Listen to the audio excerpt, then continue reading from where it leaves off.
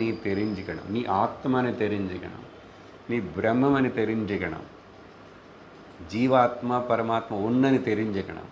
இது ஒன்று நீ சாதிச்சா எல்லாம் முடிஞ்சிடும். ஆனால் இது ஒன்று சாதிக்கிறதுக்கு